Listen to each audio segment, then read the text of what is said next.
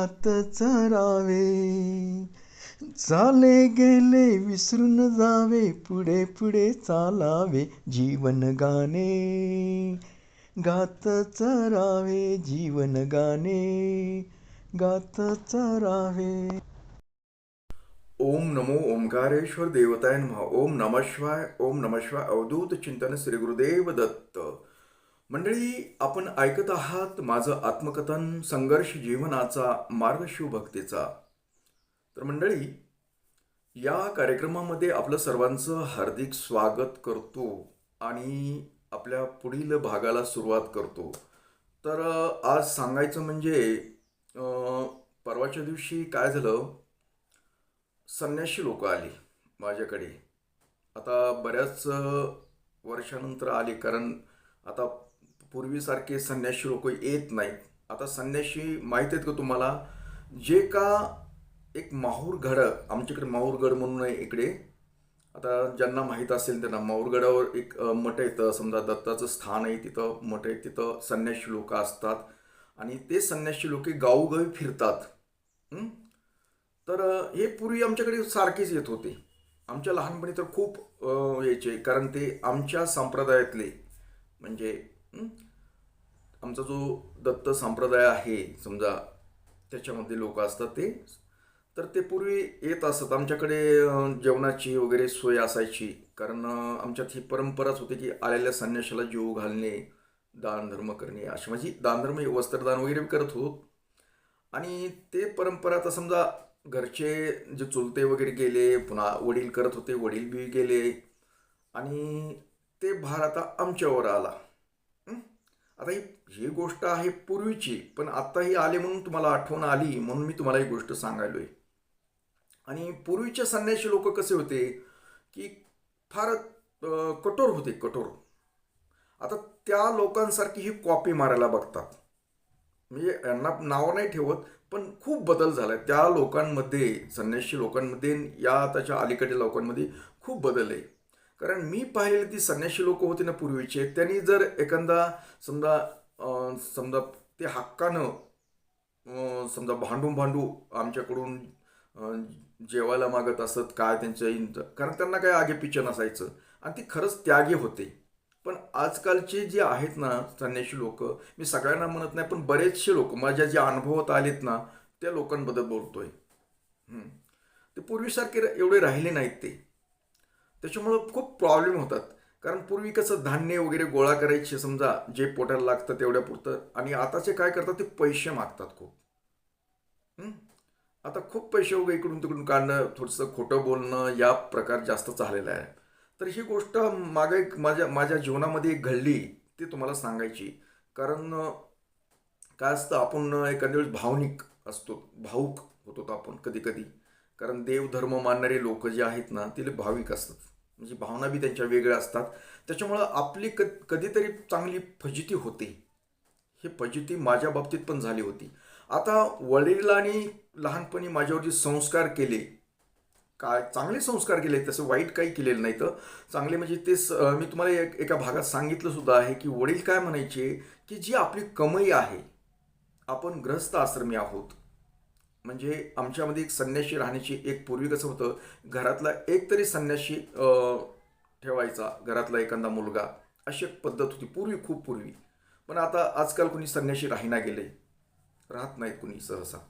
पण एक मुलगा असायला पाहिजे, असं एक त्याचा नियम होता काहीतरी. तर त्याच्यामुळं आमचं धार्मिक वळण होतं एक, म्हणजे देवधर्म. तसे तर आमचं घरानं, अगर आमचं जे समजा धर्म आहे तो हिंदू धर्माचा प्रसार करणे, हं? देवधर्मामध्ये सांगणे वगैरे अशाच नियम म्हणा. पण ते आता लोक आजकाल करत नाहीत कुणी. आता मीच थोडंसं ते, आता थोडी तरी परंपरा, थोडी मी काय 100% चालवतो असं नाही, पण चालवतो, थोडंसं जमतंय तसं करतो मी. तर काय झालं, मला बऱ्याच वर्षानं, ती म्हटलंय तुम्हाला की मागेल की बऱ्याच वर्षानं मुलगा झालेला होता. हं? तर मुलगा झाला होता, आणि त्याला काय केलं की मी केळी चारली. एक वर्ष 6 महिन्याचाच होता तो. पण केळी, तरी त्याची आई म्हटली की केळी वगैरे चारू नका लेकरांना, कफ होत असते. पण आम्ही म्हणलं काय होत नसतंय.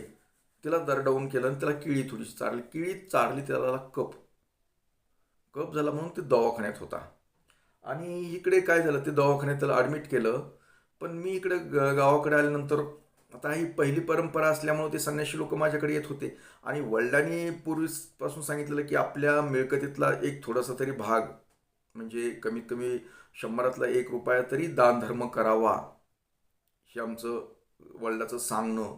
कारण आपला धर्म आहे आणि आपली कमाई आपण स्वतःच खाऊ नये, काहीतरी समाजासाठी काहीतरी करावं, या गोष्टी मला सांगितल्यामुळे माझ्यामध्ये ते होतं. तर मी काय करत होतो, माझ्या कमाईतून समजा पूर्वी मी समजा कामं वगैरे करत होतो, त्या कामातून काही जे पैसे राहतात ते मी मुद्दाम होऊन असे दानधर्म करण्यासाठी ठेवत होतो बाजूला.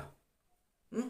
तर ही सवय ठेवली होती मी. संन्याशी लोक आले की गावात आल्यानंतर मला भेटले, अगर माझ्या घरी आले तर त्यांना चहा पाणी जेवणाची व्यवस्था करणं, त्यांना काही दानधर्म आपल्याला जे घडण ते देण्याची माझी पद्धत होती. याच्यामुळे संन्याशी आले की सर्वप्रथम माझ्याकडे येतच असत आणि ही सवय राहिली होती. पण एका दिवशी मी इतक्या घाईत होतो की ते मुलगा तिकडे ॲडमिट होता समजा दवाखान्यामध्ये, आणि त्याच्या टेन्शनमध्ये होतो मी की त्याला बरेचसे पैसे लागणार होते तिथं दवाखान्यात ॲडमिट असल्यामुळे. लहान लेकराला खूपच पैसे लागतात तिथं. तर मी त्या गडबडीत होतो आणि एवढ्यात संन्याशी सकाळी सकाळी टपकली. 2-4 जण होते. मग आता आले आले की म्हणले, महाराज म्हणले आम्ही आलोत. म्हणलं हो. मग आल्याप्रमाणे त्यांना मी चहा पाणी केलं. घरी कोणी नव्हतं, मी एकटाच होतो. मी चहा पाणी वगैरे केलं.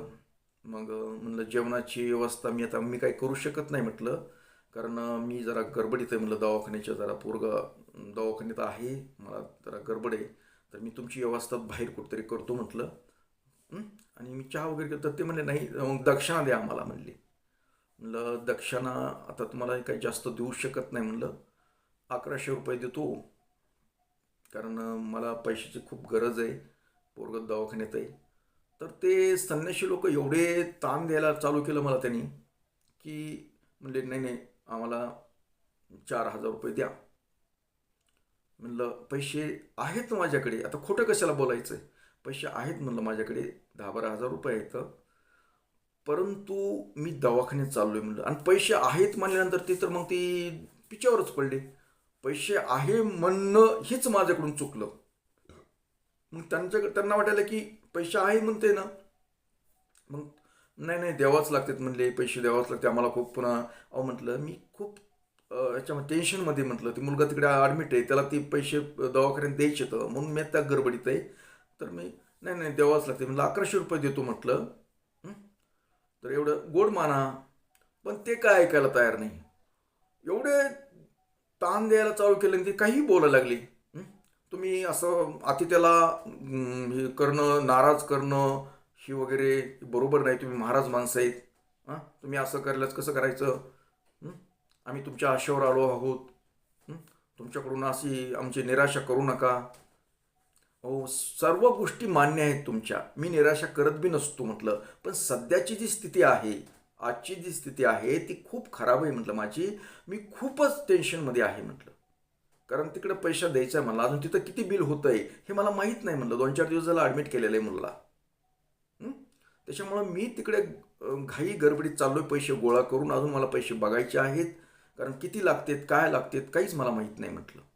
पण ते ऐकायलाच तयार नाहीत. मग ऐकायला तयार नाहीत. मग माझी लिमिटेड संपली. काय असतं, जोपर्यंत माणूस रबर जेवढं लांबतं ना तेवढंच लांबवावं, जास्त लांबल्यानंतर तुटतं रबर, जास्त जर लांबवलं ना तुटतं ते. त्याच्यामुळं जेवढं जमतं तेवढं लांब, पण ते कंट्रोल करायला तयारच नाहीत. ते भलतंच काही काही बोललंय, तुम्ही नाराज केलं आमचं शाप लागन वगैरे असलं तसलं. आता मी पण महाराज आहे ना, मला बी त्याच्यातलं शास्त्र कळतं ना म्हणलं. मग आम्ही चालू केलं. म्हणलं का असतं म्हटलं, एक तर तुम्ही दक्षिणा मागू शकत नाहीत. माझं कार्य काय आहे म्हटलं माहिती आहे का, मी एक भिक्षुक आहे म्हटलं, मी पण तुमच्यासारखा भिक्षुक आहे, फक्त मी गृहस्थ आश्रमी असल्यामुळे मी तुम्हाला दानधर्म करतो. वास्तविक दान मी देण्याचा अधिकार मला नाही आहे. कारण तुमची फक्त राहण्याची जेवण्याची सोय करणं एवढं माझं कर्तव्य आहे. तरी मी दान देतो म्हटलं. हं? तुम्ही जर मला जास्तच ताण दिला असला तर हे सुद्धा देणार नाही म्हणलं पैसे. नाही नाही, मग ते बोलायच लागले, म्हणजे अपमान करणं म्हणजे तुमच्याला घातक आहे, असं आहे तसं आहे. म्हणलं मला त्या गोष्टी सर्वच कळतात म्हणलं. हं? घातक आहे का कसं आहे का, तुम्ही एवढी चूक करताय ना म्हणलं. एक तर पहिली गोष्ट तर मी पण एक महाराज आहे, मी पण एक भिक्षुक आहे, आणि भिक्षुकाच्या घरी भिक्षा मागणं ही चुकीची गोष्ट आहे म्हटलं. हं? तुम्हाला एक उदाहरण देऊ का म्हटलं. एक न्हावी दुसऱ्या न्हाव्याची दाढी फुकट करतो. मी पण एक न्हावी म्हणलं. हं? म्हणजे आपल्यामध्ये ही दक्षिणा वगैरे मागितल्या जात नाही. फक्त सोय केल्या जाते, पाहुणचार केला जातो. तुम्ही एक माझे पाहुणे म्हणायचं, तर पाहुण्यामध्ये फक्त पाहुणचार घ्यायचा असतो, त्याच्याकडून पैसा उकळायचा नसतो म्हणलं. हं? मग ते ऐकलंच ना, मग ते काही बोल म्हणलं, मग हे पण पैसे देत नाही, आणि मी ते खरंच पैसे मग त्यांना दिले नाहीत मी ते. तर आता ही ही गोष्ट सांगायचं का, तर ही गोष्ट सांगण्यामागं उद्देश काय, की तुम्हाला सुद्धा असे जे भिक्षुक लोक येतात, दारामध्ये येतात भिक्षुक लोक, आणि ते असं काहीतरी तुमचं काहीतरी सांगणं, तुम्हाला भीती घालणं. आपण धार्मिक असतो, आणि धार्मिक असल्यामुळे आपले वाटतं की बाबा ही शाप देईल, काही होईल, म्हणून आपण घाबरतो. हं? मग घाबरून काय करतो आपण, त्याला ते काहीतरी देण्याचा देतो, अगर आपले काही बघत नाही मागं पुढे काही. पण ही चुकीची गोष्ट असते, लक्षात घ्या. कुठल्याही हो का, देव देव येतो, देव कधी कुणाला त्रास देत नाही. हं? आपण म्हणतो कुणाच्या रूपानं काय आलं, कुणाच्या रूपानं कोण आलेत, हां, पण त्याला बी काही लिमिटेड असते. असे जर अवचितपणे काही बोलत राहिली ना, तर अजिबात देऊ नका त्यांना. कुणी संन्याशी असं नाही, तर कुठलेही लोक भिक्षुक जर तुम्हाला जर जेणेकरून तुमची मानसिकता बिघडत असतील, तुम्हाला जर कोणती भीती घालत असतील, काही करत असतील, तुमच्या घरात असं होईल, तुमचं घर आज तसं होईल वगैरे, अशा काही गोष्टी बोलत असतील, तर अजिबात मग तर देऊच नका. हं? तुम्ही शापाला घाबरून तुम्ही त्यांना काही देताल तर नाही. हां, तुम्ही कर्तव्य आपलं एक, तुम्हाला जे सोयीचित घडण, ते सोयीचित वाटलं की बाबा आपल्या दारात एक अतिथी आला आहे आणि आपण त्याला ते दानधर्म करावा, ही चांगली गोष्ट आहे, तितक्यापुरतं तुम्ही करू शकता.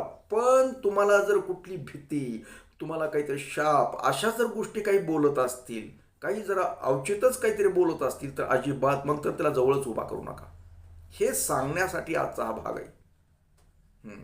कारण माझ्यावर संस्कार झाले की आईवडिलाचे, की बाबा अतिथ्यालाही करावं. मग ह्या गोष्टीपासून मी एक शिकलो. मी पूर्वी काय करायचं, माझ्या कमाईतले पैसे काढून काढून काढून हे असे दानधर्म करत असे. आणि मी पुन्हा नंतर मग माझं ज्यावेळेस की मी म्हटलं असे दानधर्म करून त्याचा काही असं काही विचित्र करण्यापेक्षा आपणही जी आपण दानधर्म, आपण जे माझ्या मिळकतीतून काही गोळा करतो, पैसे होतात, त्याचा जर आपण सदुपयोग केला, हं? चांगला उपयोग केला, जी गरजू आहेत, जे कुणी आडलं नडलं, हं?